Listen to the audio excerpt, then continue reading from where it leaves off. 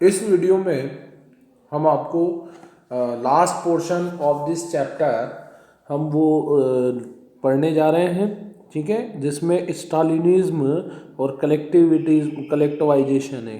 Collectivisation, अब इसमें जो हम रशियन रिवॉल्यूशन और सोशलिज्म वाले जो लेसन का लास्ट पोर्शन हम पढ़ रहे हैं, जिसमें स्टालिनवाद के बारे में हम पढ़ेंगे। तो देखिए किस तरीके से उसने कौन कौन सी जो है लेनिन के बाद में क्या क्या प्लानिंग की, क्या क्या उसने जो रूल्स और रेगुलेशन बनाए, क्या स्थिति थी रशिया की, उसके बारे में हम इसमें पढ़ेंगे।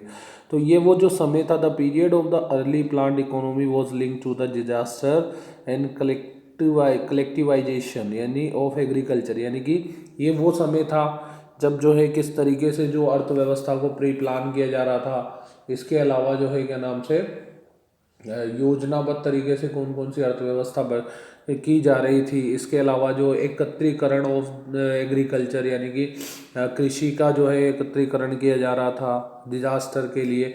मतलब डिजास्टर वो जो संकट की स्थिति से पूर्व जो है उन्होंने जो है योजना बनाई जिससे कि वो भविष्य में सुरक्षित रह सके। तो 1927-28 में जो town in the Soviet Russia were facing the acute problem of grain supplies, यानी कि उस समय 1927-28 में जो सोवियत रशिया था उसको एक समस्या का सामना करना पड़ रहा था, और वो था ग्रेन सप्लाई का, यानी कि अनाज की सप्लाई वितरण का। द गवर्नमेंट फिक्स प्राइस, क्योंकि सरकार ने जो दाम है वो फिक्स कर दिए थे।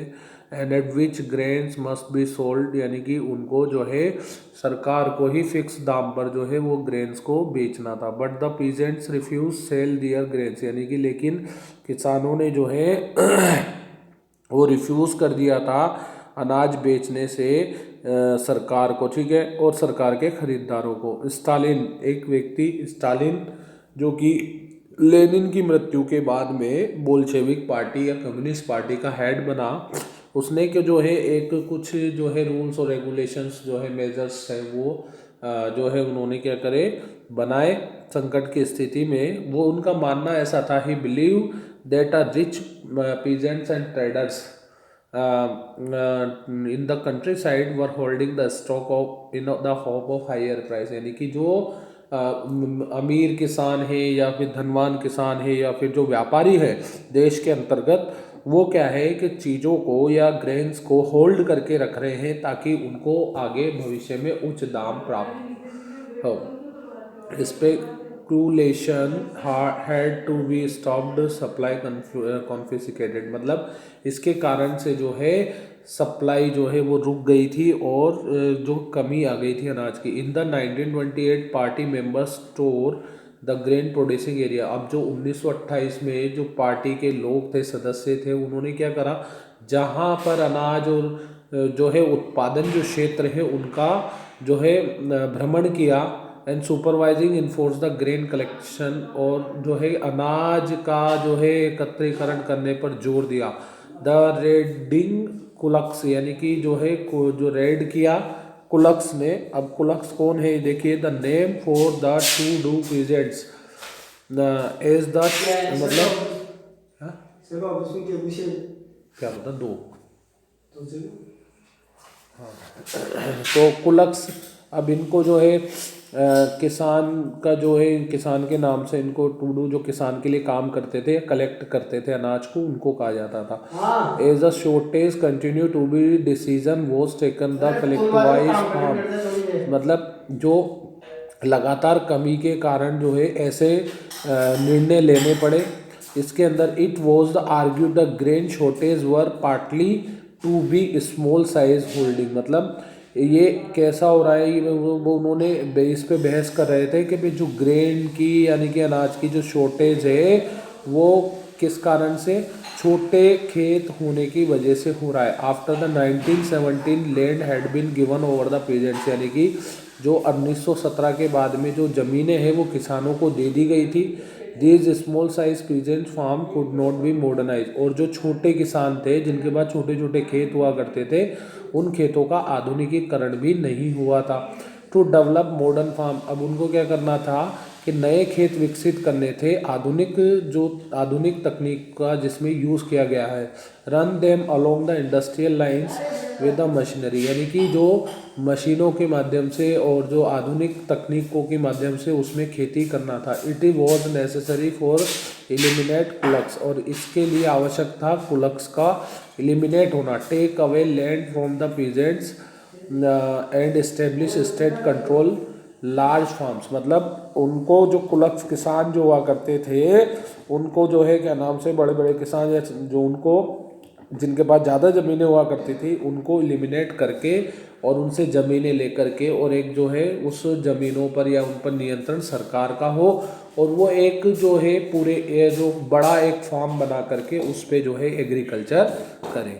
चलिए नेक्स्ट अगर हम बढ़ते हैं नेक्स्ट वाले पोर्शन में, सॉरी, तो देखिए what follow was Stalin and collectivisation programme. अब देखिए जो स्टालिन क्या था या उसके विचार क्या थे, या जो उसने कलेक्टिवाइजेशन जो प्रोग्राम चलाया था वो क्या था, हम उसके बारे में पढ़ेंगे।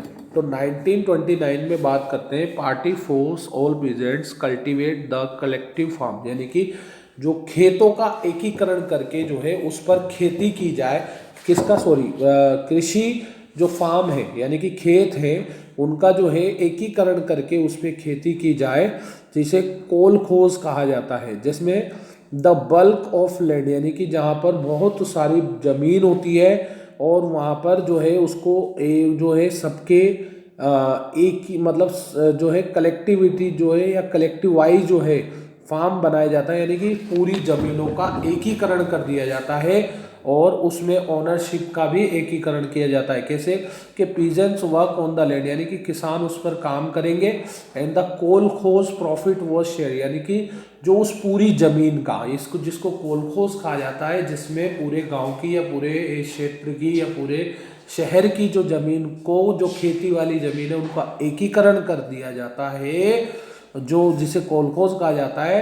तो उससे जो प्रॉफिट गेन होता है उस प्रॉफिट को पूरे जो है एरिया में या पूरे जो है लोगों में शेयर किया जाता है। Enraged peasants resisted authorities and destroyed the livestock. अब उन्होंने क्या कर दिया, जो किसानों के जो किसानों के पास में जो लाइव स्टॉक्स था वो सब डिस्ट्रॉय हो गया। Between 1929-1931 the number of the cattle fail 1/3, यानी कि जो उनके जानवर थे वो भी 1/3 रह गए थे। Those who registered collectivisation were severally punished, यानी कि जो इस एकीकरण में एकत्रीकरण में शामिल नहीं था उनको सजा दी जा रही थी। Many were deported and exile, और कई सारे लोगों को जो है देश निकाला दे दिया गया। As the registered of collectivisation peasants argue they were not rich and they were not against the socialism, मतलब जो वो किसान थे वो इस बात पर जोर दे रहे थे या ये आवाज़ उठा रहे थे कि वो ना ही तो अमीर और ना ही समाजवाद के खिलाफ है। ठीक है, इसमें आ जाओ, they merely did not want to work collective farm, बस वो क्या नहीं करना चाहते, कलेक्टिव खेतों में या एकत्रीकरण वाले खेतों में काम नहीं करना चाहते, कई सारे कारणों के कारण। आगे देखो, स्टालिन्स गवर्नमेंट, अब जो स्टालिन जो सरकार थी वो allow the some independent cultivation, फिर उसने क्या कर दिया कि जब किसानों ने इस बात पर जोर दिया तो फिर उस सरकार ने भी कई जो किसान थे उनको अलाउ कर दिया स्वतंत्र रूप से खेती करने के लिए, लेकिन बट ट्रीटेड सच कल्टीवेटर्स अनसिंपैथिकली, यानी कि उनके साथ, लेकिन उनके साथ सरकार की कोई सहानुभूति नहीं थी। अगर कोई मान लीजिए उसी दौरान कोई डिजास्टर हो जाएगा तो उनका जो सहयोग है वो कोई सरकार नहीं करेगी। In spite of the collectivisation production did not increase immediately, लेकिन क्या हुआ कि जब ये एकत्र करके या एकीकरण करके जमीनों का जब उत्पादन किया गया तो वो अचानक से या जल्दी ही शीघ्र इमीडिएटली जो है वो इंक्रीज नहीं हुआ। In fact, the bed harvest of 1930-1933 led the one most devastating famine, क्योंकि ये किस कारण से हुआ, क्योंकि उसी दौर में 1930-33 के दौर में जो सोवियत इतिहास में सबसे बड़ा जो है सूखा अकाल पड़ा, जिसमें लगभग 4 मिलियन जो पीपुल है वो डाइड हो गए या मारे गए। ठीक है, अब आगे बढ़ते हैं हम अगले वाले पोर्शन में। Official view of opposition and collectivisation of government response, मतलब जो ऑफिशियल्स थे और ओपोजिशन वाले थे वो एकीकरण से, सरकार के एकीकरण से क्या सोच रहे थे, उनका विचार क्या था या उनका रेस्पॉन्स क्या था। देखो, from the second half February of this year, यानी इस साल के आधे फरवरी के आधे हिस्से में, इन द वेरियस रीजन, कई सारे जो कारण थे, Ukraine mass insurrection of peasantry have taken place, मतलब caused by the distortion of a party's line by the section of the lower ranks of the party and the Soviet apartheid course of introduction of the Soviet collectivization preparatory work of spring harvest. Within the short time, the large-scale activity from the above-mentioned region carried over into the neighboring areas, and the most aggressive instruction have taken place near the border. ये next हम पढ़ेंगे, आगे चलते हैं। Many within a party criticise, लेकिन देखो क्या है यहाँ पर, जो स्टालिन जो का विचार था उसके लिए कई सारे जो राजनीतिक दल या राजनीतिक दल में जो है क्रिटिसाइज था, कंफ्यूजन था इंडस्ट्रियल प्रोडक्शन को लेकर, कि भाई जो ये योजनाबद्ध जो अर्थव्यवस्था है, जो नियोजित जो अर्थव्यवस्था है, इसके अंतर्गत जो इंडस्ट्रियल प्रोडक्शन है उसका क्या होगा। तो देखिए, द कॉन्सिक्वेंस ऑफ कलेक्टिवाइजेशन जो है, ऐसी जो है एक भ्रम या फिर एक ऐसा जो है द्वंद्व वहाँ पर स्थापित, मतलब चल रहा था कि ये इसमें क्या होगा। Stalin and the sympathizers charge these characteristics with the conspiracy against the socialism, यानी कि जो स्टालिन थे या उसके जो सहानुभूतिकर्ता थे, उन्होंने इस चीज़ के लिए चार्ज किया कि जो लोग समाज, मतलब जो लोग बुराई कर रहे थे उनकी, तो उनको समाजवाद का विरोधी माना। तो इसके बाद में accusation were made through out the country and the 1939 over the 2 million were the prison, यानी कि लगभग जो लोग ऐसा कर रहे थे जो समाजवाद के खिलाफ थे, उनको लगभग 2 मिलियन लोगों को क्या कर दिया, उनको प्रिजन कर दिया और लेबर कैंप में डाल दिया। Most were the innocent of the crime, लेकिन बहुत सारे उसमें निर्दोष थे, लेकिन वहाँ पर कोई भी उनके लिए बोलने वाला नहीं था।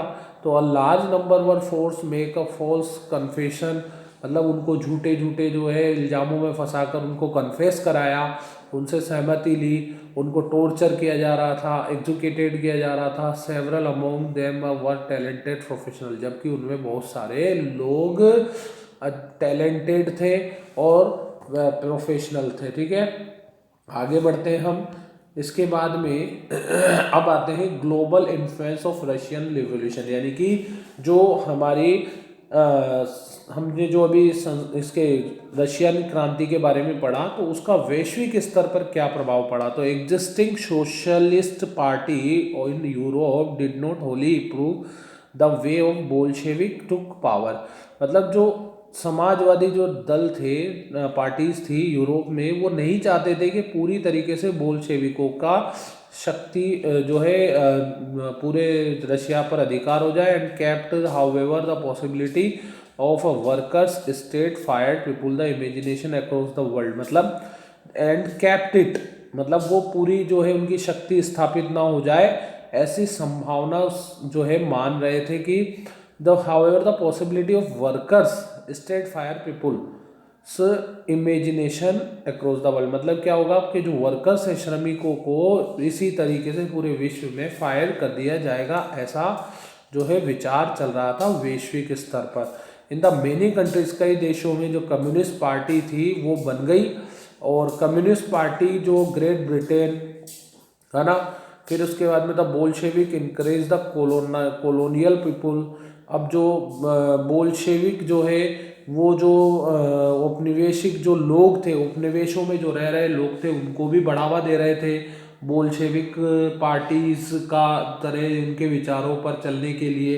ठीक है, फिर उसके बाद में जो है जो बोल्शेविक जो है लोग उनको भड़का रहे थे कि भाई वो भी बोल्शेविकों के विचारों का एक्सपेरिमेंट करें उनके जैसे ही सोच लेते हुए अपने आप को स्वतंत्र करने का प्रयास करें। Many non Russian formed outside the USSR participated in the Conference of the People of the East, and the Bolshevik founded the Comintern। यानी कि मतलब क्या बता रहे हैं इसमें कि मेनी नॉन रशियन जो क्षेत्र थे या एरिया थे जहाँ पर जो लोग रह रहे थे यूएसएसआर के अंतर्गत, बाहर यूएसएसआर से बाहर, वो भी क्या है कई सारी कॉन्फ्रेंस में लोग भाग ले रहे थे ईस्ट से। और जो बोल्शेविक जो है फाउंडेड एंड द उन्होंने भी क्या है बोल्शेविक जो है बनाई थी, यानी कि इंटरनेशनल यूनियन, अंतर्राष्ट्रीय संगठन बनाया था बोल्शेविकों का, प्रो बोल्शेविक सोशलिस्ट पार्टी के नाम से। सम रिसीव एजुकेशन, और कई सारे लोग रशिया या यूएसएसआर में आकर के जो कम्युनिस्ट यूनिवर्सिटीज थी वहाँ पर आकर के शिक्षा ग्रहण कर रहे थे। By the time of the outbreak of the second world war, कब? द्वितीय विश्व युद्ध के समय। वो the USSR had given the socialism global face, यानी कि जो है रशिया ने जो है क्या किया था, जो समाजवाद था उसको एक वैश्विक जो है चेहरा प्रदान किया, और उसको जो है एक विश्व स्तर पर उसका एक शेप बनाया, उसको आकार प्रकार दिया या रूप दिया। तो हम पढ़ रहे थे कि भी जो यूरोप के जो दूसरे जो देश थे वो ऐसा नहीं चाह रहे थे कि बोल्शेविकों की पूरी शक्ति स्थापित हो जाए, और वो जो है वो ऐसा लग रहा था कि जैसे यहाँ पर ऐसा होगा वैसे ही जो है क्या नाम से अदर जो है क्षेत्रों में हो सकता है। और जो जगह जगह पर कम्युनिस्ट पार्टी बन गई थी, कम्युनिस्ट जो है वो दूसरे लोगों को भी इस चीज़ के लिए इनक्रेज कर रहे थे, ठीक है ना। तो कई सारे जो दूसरे देशों के लोग हैं वो भी कम्युनिस्ट के विचारों को समझने के लिए या उनसे जो उनके जो तरीके हैं उसको सीखने के लिए वहाँ पर यूएसएसआर में जाकर के एजुकेशन ले रहे थे। और कब? ये द्वितीय विश्व युद्ध के समय। अब देखिए, yet by the 1950 acknowledge with in the country that style government in the USSR was not a keeping with the ideals of the Russian revolution. मतलब 1950 में लोगों को ये ज्ञान हुआ कि जो देश में जिस तरीके से जो सरकार चल रही है यूएसएसआर में, वो एक आदर्श सरकार नहीं है, या फिर जो रशियन रेवोल्यूशन में एक आदर्श के रूप में काम नहीं करी। In the world socialist movement to it recognise that all was not well in the Soviet. मतलब जैसा वो दिखा रहे हैं, जैसे आंदोलन चल रहे हैं समाजवादियों के, उस तरीके के वो नहीं थे। The backward country had become a great power. जो पिछड़ा हुआ एक देश था वो एक महान शक्ति बन गया था। It's industries and the agriculture had developed. उसकी जो खेती, कृषि और जो उद्योग है वो विकसित हो गए थे। जो and the poor were being fade, मतलब जो गरीब भी वो उनकी भी स्थिति में सुधार हो गया था। But it had the denied the essential freedom of its citizens, carried out the developmental projects through the repressive policy. यानी कि दमनात्मक नीतियों के माध्यम से और अपने जो नागरिक हैं उनकी जो फ्रीडम वगैरह जो है या उनको डिनाइड करके जो है विकास के जो है प्रोजेक्ट्स चला रहे थे। By the end of the 20th century, international reputation of USSR as a socialist country, यानी कि जो 20वीं शताब्दी में, जो 20वीं शताब्दी के अंत तक जो यूएसएसआर की जो रेपुटेशन थी वो एक समाजवादी देश के रूप में थी, और वो क्या हो गई थी, कम होती जा रही थी। Though it was a recognise a social ideal, जो वो एक समाजवादी आदर्श के रूप में था, वो क्या हो रहा था, उसकी छवि धूमिल होती जा रही थी। Still enjoy respect among the people, but in each country ideas of socialism were rethought in a variety of different ways। और अब जो है दूसरे देश जो है समाजवाद के विचार को अपने अपने अकॉर्डिंग दूसरे तरीके से वो सोच रहे थे, ठीक है। और बाकी अपना ये लेसन कंप्लीट हो चुका है। इससे रिलेटेड जो एक्टिविटीज़ है वो आप सॉल्व करिएगा, और उसमें अगर आपको कोई प्रॉब्लम हो तो उस बिल्कुल आप जो है कमेंट करके हमें पूछ सकते हैं। Thank you very much. We will meet again in next video. Okay.